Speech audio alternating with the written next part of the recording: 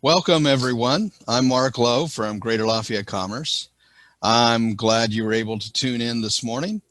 Our Innovations and Business Strategies event series were developed to provide you with up-to-date information just in time. And so I want to thank our sponsors, Purdue Federal Credit Union, Henriot Group, Little Engine Ventures, and Ivy Tech Community College. Their generosity allows us to continue to bring you the information you need. So thank you to them. Today's presenter is no stranger. He's presented for us on several topics and provided many of you with much needed direction and coaching during these unprecedented times. So when asking a question during his presentation, please use the Q&A function. We will have some brief intermissions where some of the questions can be addressed. Feel free to introduce yourselves, as I said, in the chat function throughout the webinar as we continue. So today, Patrick Frazier will be continuing his Playbook for Success series, talking about building your most productive you. So without any further delay, welcome, Patrick. Thank you, Mark. So welcome, Greater Lafayette. I'm excited to be here today, excited to share our building our game plan for personal resilience. So for those of you that have attended the presentations that we did in April and May, where our focus was on winning the war on COVID and building your comeback story from COVID.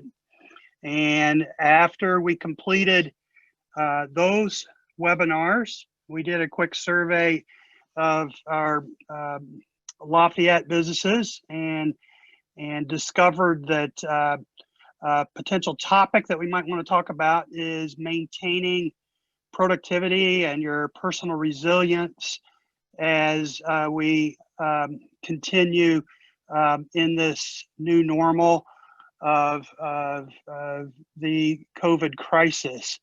So I'm Pat Frazier, as Mark introduced. I'm the owner of the Coaching Authority, and I help businesses solve growth-related problems. And I started my practice 15 years ago, because I knew that when businesses had a framework for growth that they could win, when they had a great learning environment, great learning content, they could win.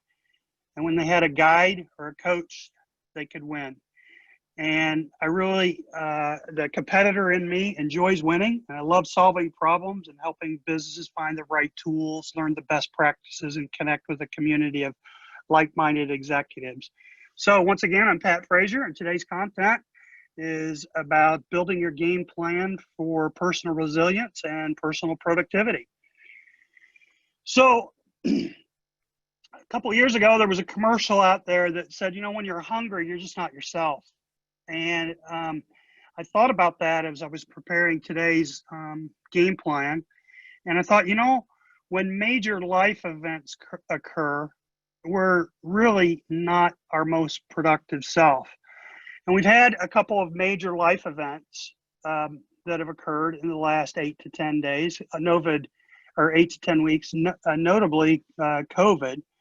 But some of the other major life events that maybe you've seen others around you have experienced: a job loss, a death of a loved one, sickness or injury, loss of a pet can be traumatic.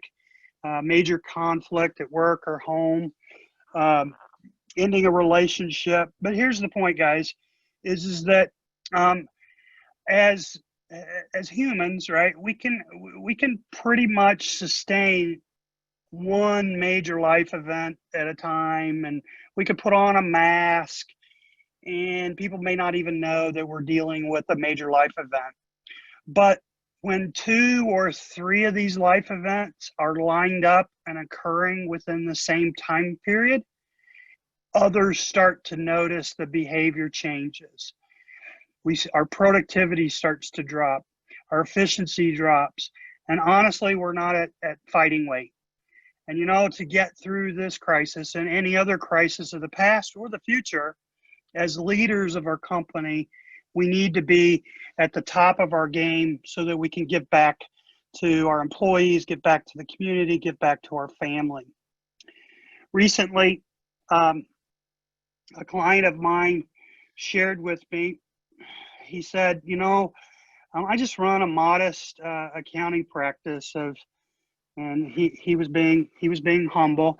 His practice is about 80 to 100 financial advisors, and he said, you know, I had grown accustomed to, you know, the position of CEO or president, that 2 or 3 times a month there would be some really heavy decisions that I had to make that would affect people's lives or affect our future. And he goes, since COVID, it seems though that every day I have 2 or 3 major decisions. He goes, you know, Pat, he says, my decision making muscle is just tired. It's just tired. And I thought about that and I thought, you know, I think a lot of our leaders in our community running our companies probably feel the same way.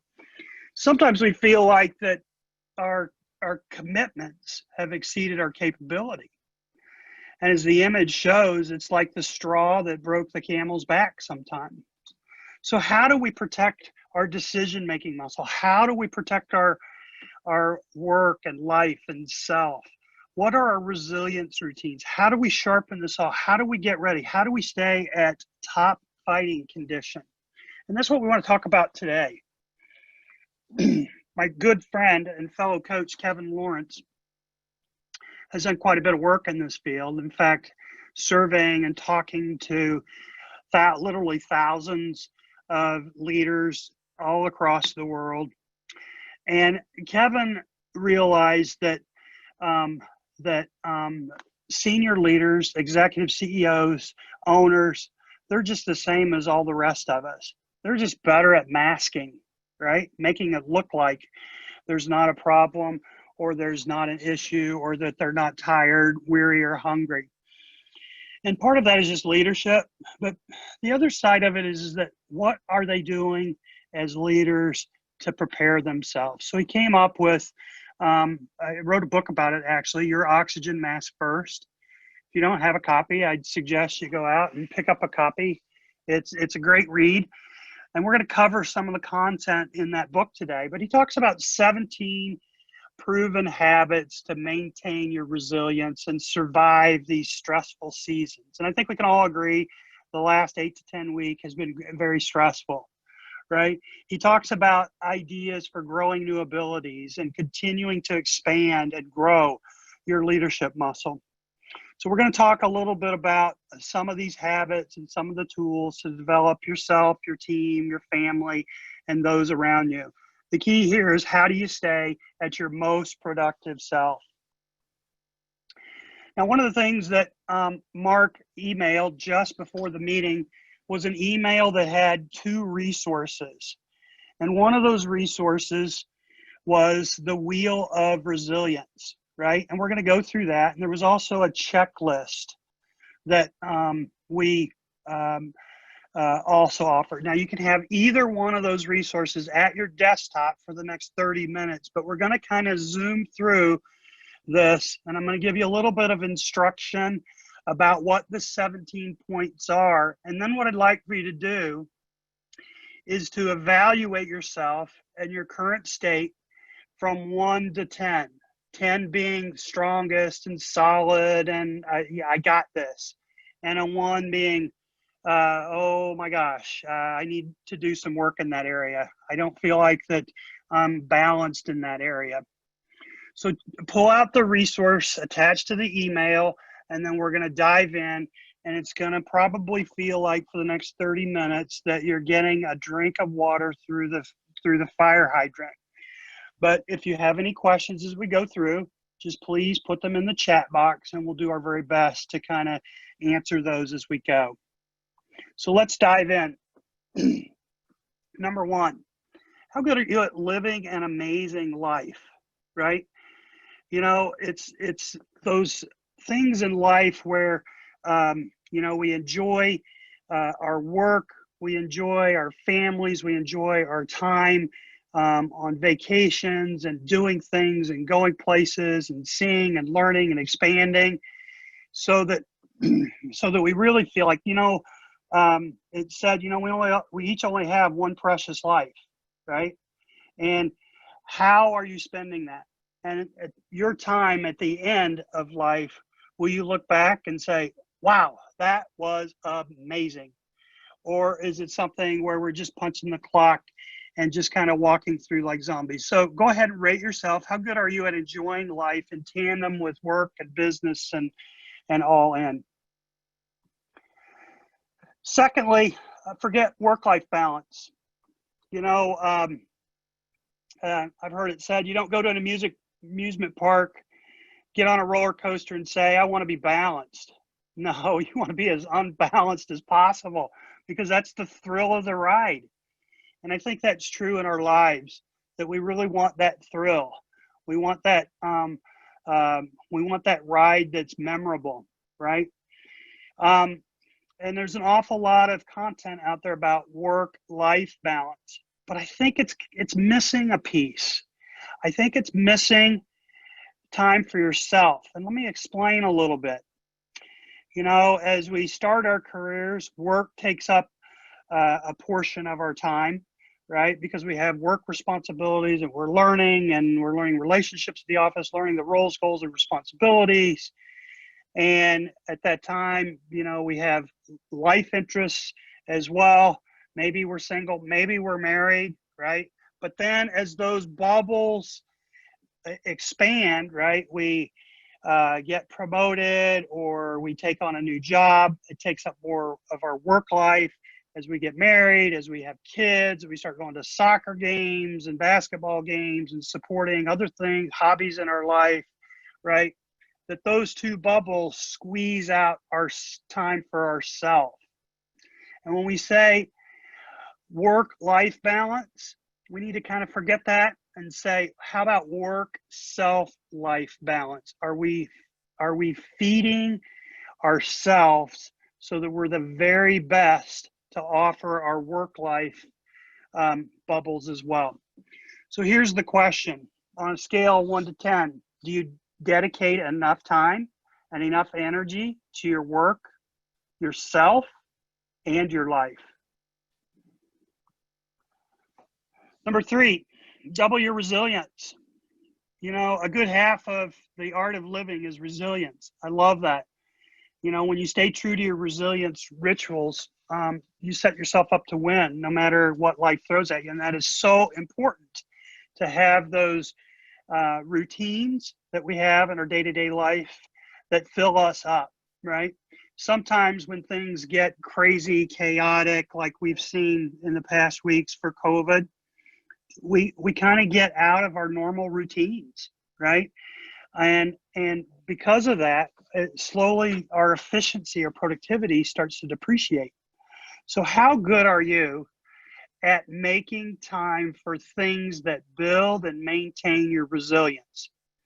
For some, you know, building up your resilience is picking up a good book, or for some, it's maybe doing something physical, right? I love the game of basketball, an occasional game of pickup, right? But during COVID and the social distancing guidelines that we have, right, full contact sports are just not allowed. So it's kind of bumped my resilience routine. So I've had to figure something else out to get that resilience back in my life, to recharge and refocus, re-energize. So how good are you at making time for the things that build and maintain your resilience? Invest in your sweet spots. Coach's corner is, how good are you at spending the vast majority of your time and energy doing things you love and things that you're good at? You see, if you look at the Venn diagram on the right, your sweet spot is really that intersection of stuff that you really love to do and stuff that you're good at, of course. And then the important part is stuff that somebody actually pay you for, right? And for me, you know, stuff I love to do. I love to solve business problems. I love to help others win. I love to help others grow, right? And I feel like I'm really good at it. At least my clients tell me. And it does drive the economic engine for my business. So how much time do I spend there, right, is really important. Now, if you're missing any one of those circles, right, or your sweet spot gets smaller, then you really have to work on kind of building up that sweet spot. So how good are you, 1 to 10, at spending the vast majority, 75, 80% of your time doing the things you love and you're good at that people will pay you for? Number 5, lick your toads. This is actually a principle that you may have heard of from Brian Tracy, right? He says, if the first thing you do every morning is lick a toad, then you can be certain that the rest of your day you won't have to do anything more disgusting. So you might as well go about having a great day. And that story, I love that story. And it's a story that I share with my family, and my grandkids have even started to understand what the meaning of that. But here's the deeper meaning. We all have these things on our to-do list that we continue to procrastinate, continue to put off, or we rationalize that we don't need to do them, or it's too hard, or it's too difficult, right? There's no greater burden than a task left undone, right? So it weighs on you mentally, it weighs on you physically. So here's the question. How would you rate yourself at making sure the annoying little things on your to-do list get done before they pile up? All right, what I'd like to do is I'm just going to give you a minute here to pause and reflect on the first 5 of 17 areas. And I want you to ask yourself a question. Of these 5 areas, living an amazing life, work-life balance, doubling your resilience, investing in your sweet spot, or licking your toads, if you could improve in any one of those areas, which would have the greatest positive impact on your work, self, and life? All right. 1 minute on the clock, and we'll be right back.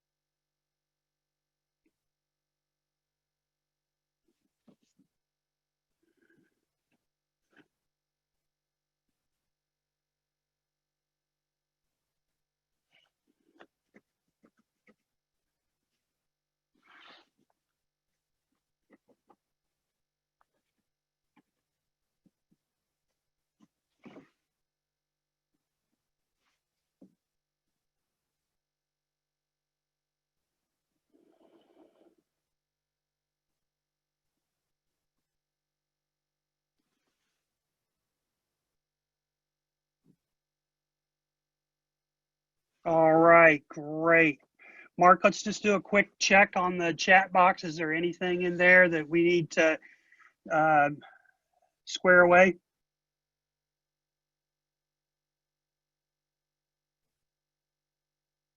Mark, can you hear me? Yep, sorry about that. Okay. Technical difficulties.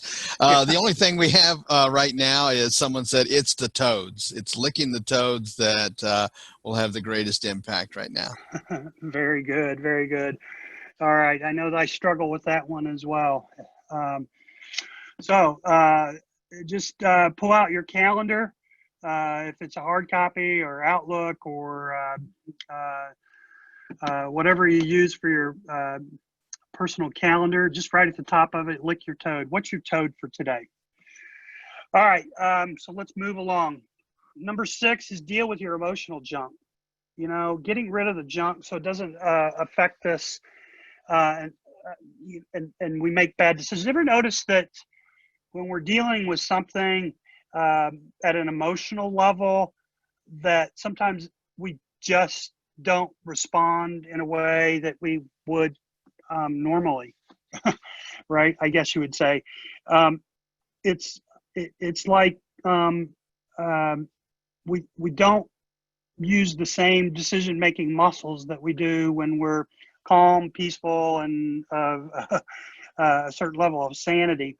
Uh, for example, like road rage, right? I mean, somebody cuts you off in traffic, and then what do? Right? Maybe there's certain triggers in the office. Maybe there's certain triggers in your family life or whatever. But when when you're charged emotionally, you got to deal with it. It's said that everybody ought to have access to a good shrink, right? Because we're all dealing with junk, right? And I kind of laughed at that at first, but I thought, there's probably some truth to that. But here's the question: how good are you at not responding irrationally or emotionally in tense situations? Manage your mental health. I love the quote by Leanne Horn. It's not the heavy load that breaks you down, it's the way that we carry it. How skilled are you at managing your mental health? Now let's have a little conversation about mental health and the mental health continuum before we move on. All of us are capable of dealing, as I mentioned earlier, with one or two life events simultaneously, right? But all of us are also just one or two events away from developing some type of mental health issue, right? And this is actually a chart that's well published and well researched about the mental health continuum, right? When we're healthy, there normal fluctuations in mood. We get normal sleep patterns. Physically, we feel full of energy, consistent performance, socially active, right? Then when some life event occurs, we may get kind of kicked into the next stage of reacting, right? And you may see a little bit of trouble sleeping, maybe tired or low energy or muscle tensions or aches or headaches, right? If you talk to many leaders right now since COVID, there's many of us that kind of feel like that we're just reacting right now, right? We kind of fit all of that. And then over to the right, a little deeper, when we become injured, anxiety and anger, restlessness, fatigue, aches and pains, reduced performance, we start to withdraw socially. Maybe we start looking at other addictions in order to feel well again, or at least temporarily. And then when we're ill, you can see we're unable to perform duties, high absenteeism, we isolate ourselves socially, avoid social events, and that sort of thing. So here's the thing, guys, is that in each of these stages, if you look in the lower section, you'll see there are certain activities that you can do to kind of either maintain a healthy mental mode or to improve your mental mode toward being healthy again. And I think this is a really good slide for all of us because it allows us to kind of take a look at what the symptoms are, as well as what the actions to take to return to a healthy mental state. So the question, I'll just go back to the question is how skilled are you at managing your mental health? In other words, do you know these actions and are you applying these actions throughout your life? All right. Number 8 is learn like your life depends on it. I love to say, if you want to double the size of your company, then you need to triple your rate of learning, right? I love that. Are you constantly learning? When you think about it, what we learn today becomes an insurance marker for future unknowns. So we really do have to learn like our life depends on it, because our life does depend on how much we learn today. Are we learning through other thought leaders and subject matter experts and conferences and webinars? And are we learning through experience and our failures and our wins? And are we reflecting on all that? How well would you rate yourself as a lifelong learner?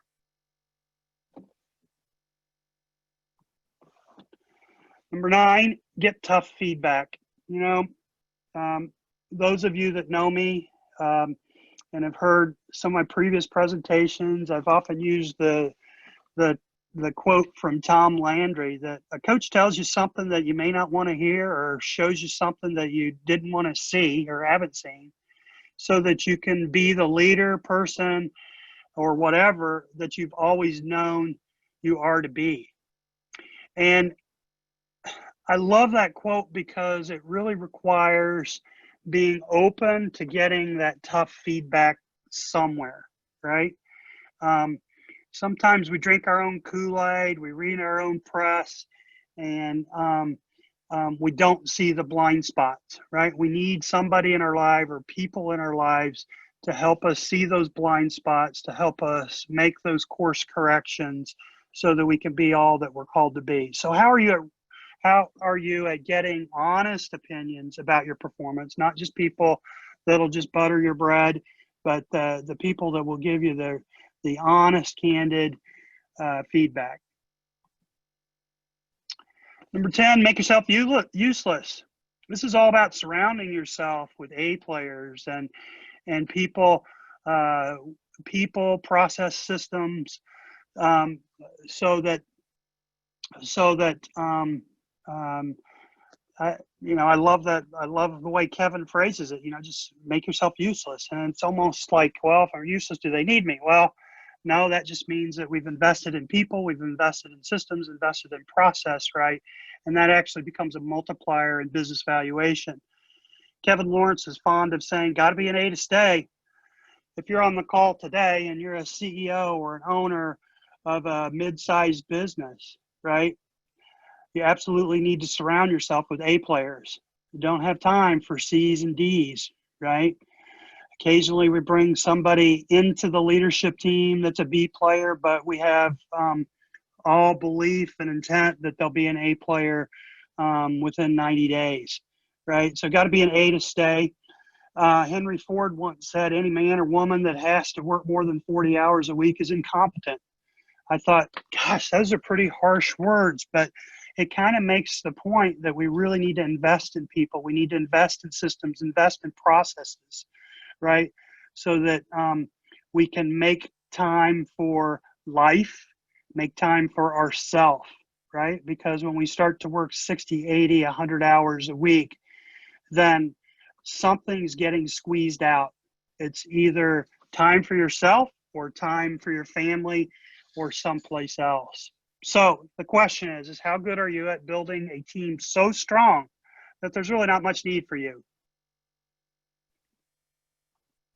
So let's put another minute on the clock and let you just pause and reflect in these 5 areas: dealing with your emotional junk, managing your health, mental health, learning, getting tough feedback, making yourself useless. If you can improve in one area, one of these 5, what would have the greatest positive impact on your work and life and self?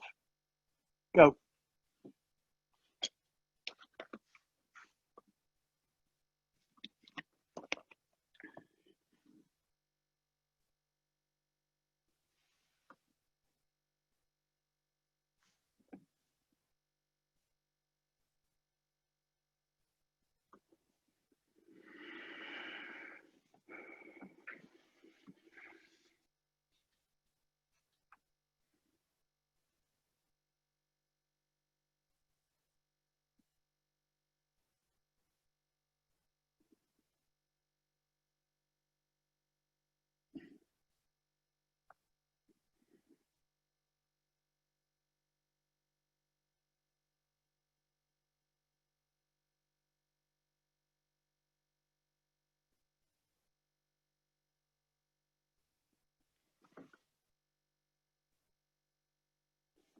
All right. Mark, do we have anything in the chat box before we continue? Sure. Bruce says over the years he's found it's really difficult to get the kind of feedback that you were talking about, and not many want to do it. And it also needs to be the right someone. That's true. Great statement. Thank you. Yep. I think the point there is to always be looking to build, expand out your network with people at different levels within the organization or a organization, different sizes of companies, to where they can see maybe a little farther than you or see around curves, but always be looking for those people in your life that will give you that candid feedback. Another thing that you can do is you can make it easy for them, right? By setting it up and say things like, um, what are the only way I can improve is by knowing the brutal facts and a look in the mirror, right? And I really trust your judgment and really would like to get your honest, candid feedback. What are the one or two things that you're saying, right? And then often, you still get some sort of a very shallow answer or something that's very complimentary, right? To which you just respond and say, well, Mark, if that were true, then if it's true that I could walk on water, then I probably would, have a position much greater than my company would be much greater. So I think there must be something else. So kind of a kind way of just releasing the tension of the situation and precipitating more conversation around that. If there could be anything that I can prove, what would be that one thing? So just questions and open conversation. So having the right people in your circle, but also being able to create that environment for really candid feedback to come out. Hopefully that was helpful. If there's another question in there, just keep putting it in the chat box and we'll continue to move through today. Number 11 is quadruple your IQ. Have those advisors in your network, right, that have been there and done that, right? And not just once, that's the key, right? You want to get people in your network that have been there and done that. Kevin says 14 times, right? So if you're looking to have expand your business into Mexico and you need a contract to do business there, you really want to seek an attorney that's been there, done that 14 times. And I think the number is not important, but the number itself just indicates that make sure that you have people in your circle that are knowledgeable in a certain area so that you can lean on a community of advisors. So how effective are you at leveraging the insights and opinions from others, right? So before you answer that, think about, we're probably all thinking, we got, guys up there in suits and ties, right? That I'm talking about business experts. But remember, we need to have people in our network, advisors in all parts of life and self, right? For example, in business, you could have, mastermind groups, and you can have coaches and consultants, and you could have roundtables, and you can have other CEOs that you are in your network. In life, you could have, people for marriage or for teens or for children or for what have you in your family.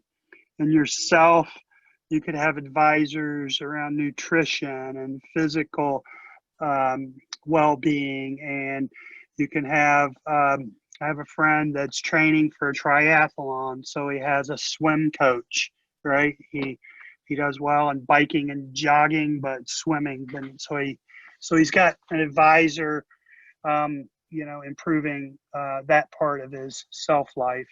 So quadruple your IQ by getting people in your network to leverage their insights and opinions as experts. Number 12, stop being the chief problem solver. This was a really tough one for me, honestly. My role prior to launching my practice in 2005 was vice president of operations for Citigroup. And I thought at that time that I had to be the chief problem solver, and people honored that title, and they brought me all their problems, right? And it was wearing me down. And I had a good friend, advisor at the time, that kind of saw that I was really working hard and really trying hard, but he kind of saw that I was the chief problem solver for the organization. And in a kind way, he just said, Pat, you need to have the courage to let others fail. And I've remembered those words of wisdom because it wasn't about failing. It was about trying, failing, and learning for those in my organization and taking ownership and responsibility. Help them find their own way.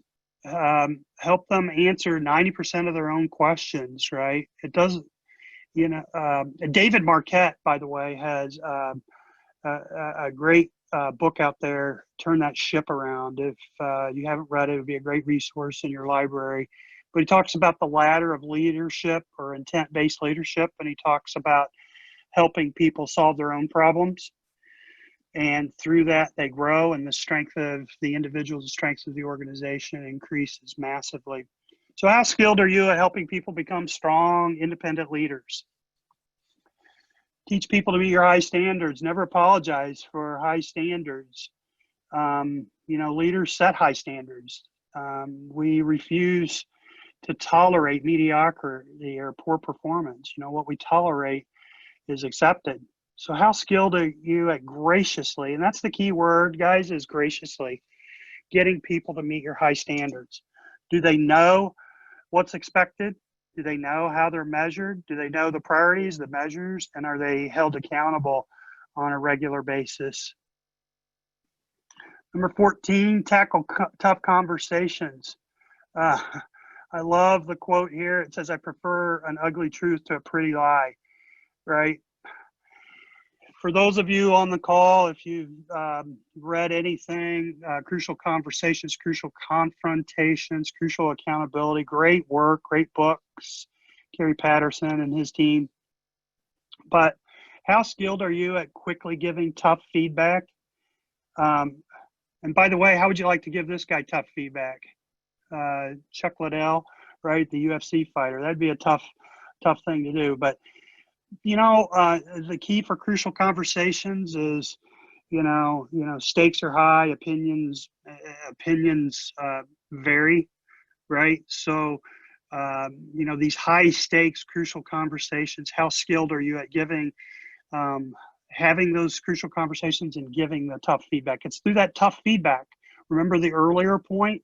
We said, how well are you at receiving that tough feedback? Well, as a leader of your organization, how skilled are you at tackling those tough conversations? It's through those tough conversations we see growth. 15, love the lessons. Are you a victim or a victor? There's tough lessons that we all learn. Mike Tyson says, everybody has a plan until you get punched in the face, right? And when we get punched in the face, what do? Right? You get back, you pull yourself up off the mat, you get up, you say, what did I learn, and how am I gonna weave and dodge going forward? But those tough lessons, the punch in the face, right, that we get, how good are you at extracting the lesson from each of those failures, right? Now, people say, well, you learn more from failures than you do your wins. Well, that sounds good, but I think there's an opportunity for us to learn whether we're winning or losing. There's a lesson waiting to be learned. How good are you at seeing the benefit in your biggest challenges at work and life? So once again, as we kind of start to wind down, how are we doing on quadrupling our IQ, problem solver, meeting standards, tough conversations, and loving the lessons? If you can improve in one area, what would that be? 60 seconds on the clock, and then we'll start to wrap up here.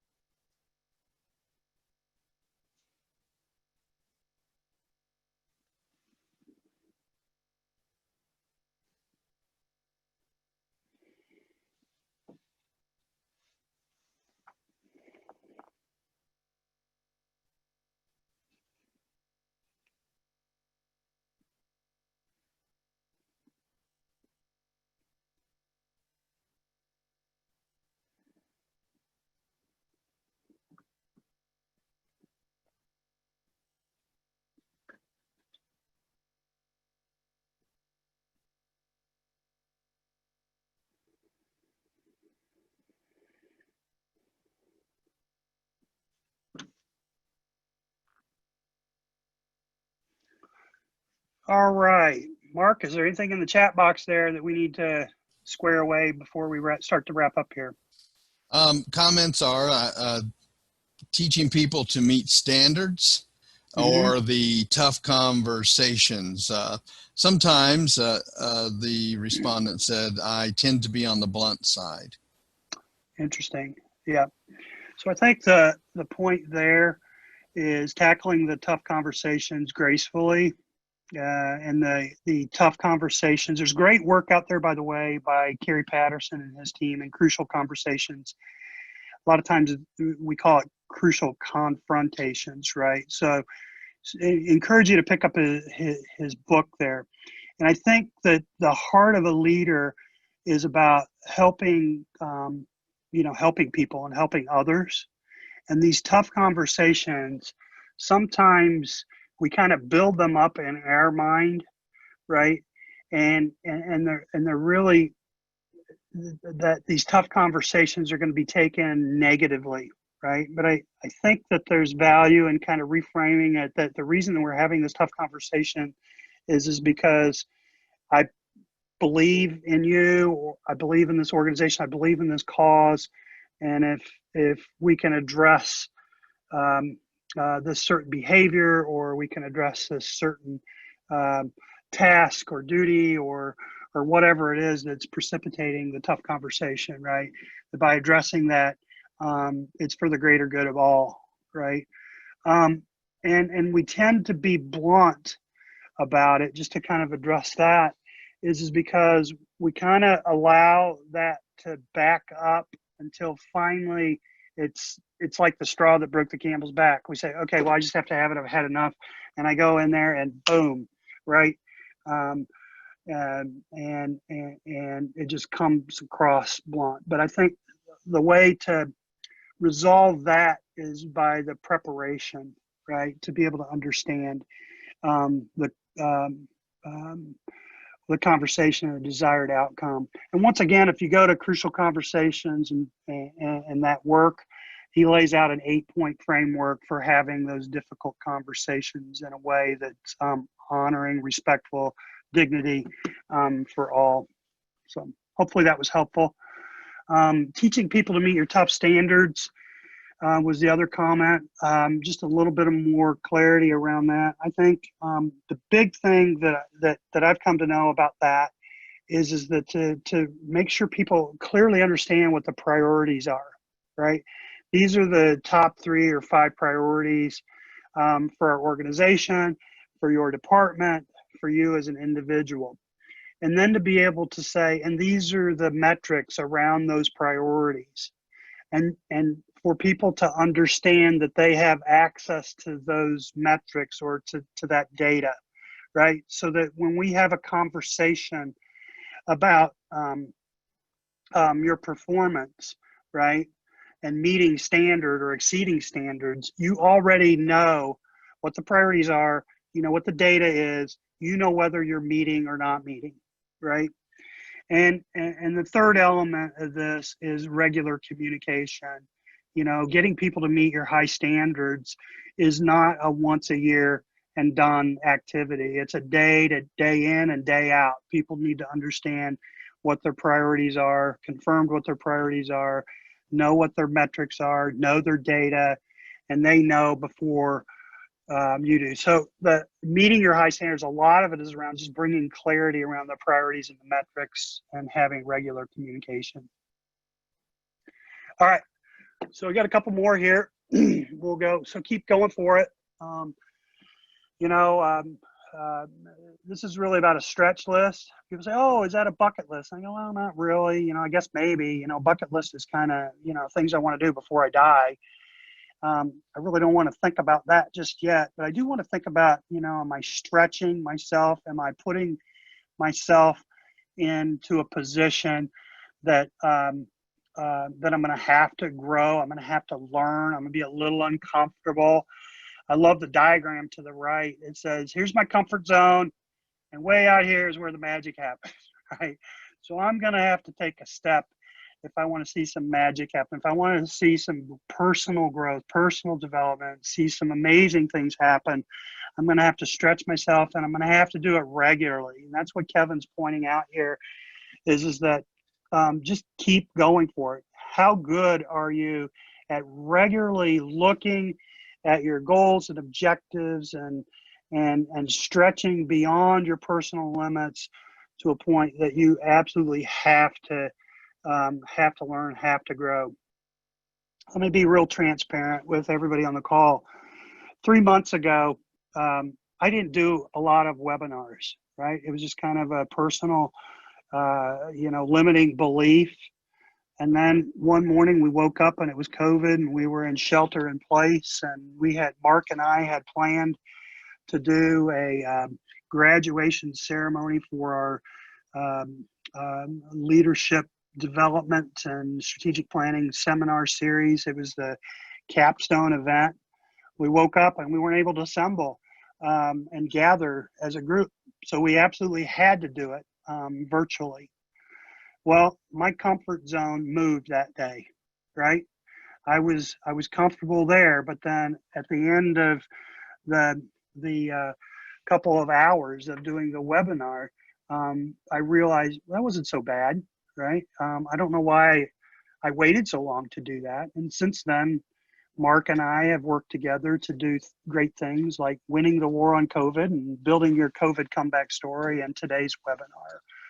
So putting yourself out there, stretching yourself, doing things that you haven't ever done before and trying new things to where you can learn and grow. 17, plan, and plan again. Plans are worthless, but planning is everything, according to Dwight Eisenhower.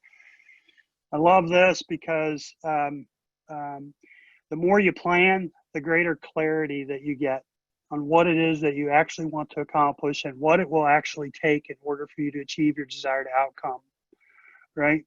So how disciplined are you about planning and regularly replanning for work, self, and life? Something that I like to use. At the end of every day, I plan tomorrow.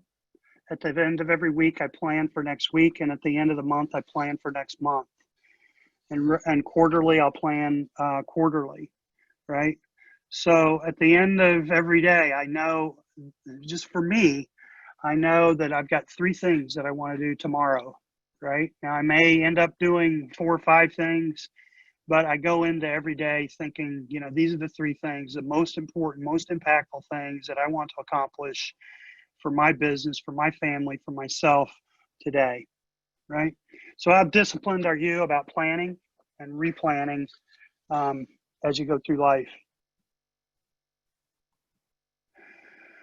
So as we kind of bring this thing to a close, the diagram to the right is the checklist. So there's 2 different forms of the checklist. One looks like the wheel resilience, and then this looks like this. I wanted to give both of these to our audience today. How is your oxygen level? You know, like it's said, when you board an aircraft and the flight attendants are going through all the flight instructions, they say, in the unlikely event that we run into turbulence, right? Or for some reason, the oxygen mask will drop down. And then the instructions say, put your mask on first, and then put it on the children and those that are unable to for themselves. And the reason is because if you're not oxygenated, well, just bluntly, if you're dead, you ain't good to nobody else. And I think that's so true in business, right? If we're running out of oxygen, we can't seem to catch our breath, right? Then we're not able to help our families. We're not able to help our employees. We're not able to help our community. And that's what leaders do. We help and serve others.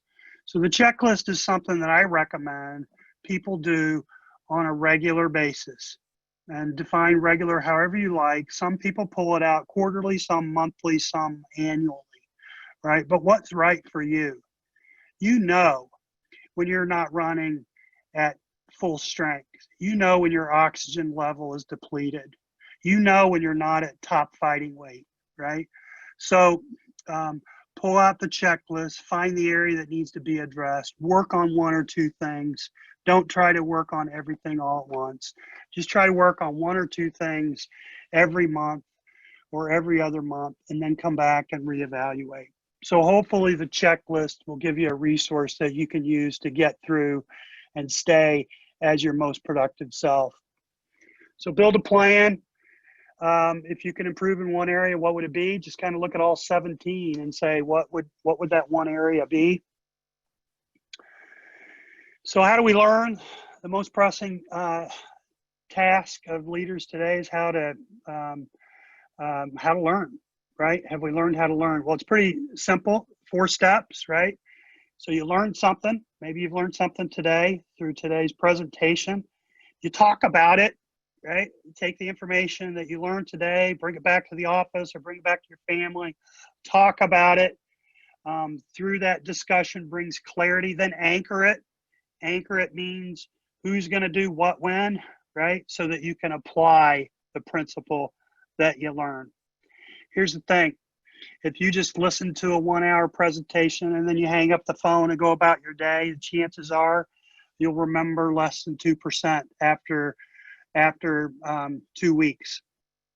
But if you take this information and you go back and you discuss it with somebody and you anchor it with who's going to do what, and you share accountability for that and try to apply it, you'll remember 70 to 80% of it, not just for 2 weeks, but you'll remember it and apply it for the rest of your life.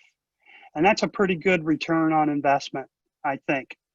So just remember, 70% of learning a new skill or talent comes from actually doing it. So what are you going to do about anything that you learned today? A couple of great books. We talked about Your Oxygen Mask first, but these are a couple of my favorites in this particular space of this morning's presentation.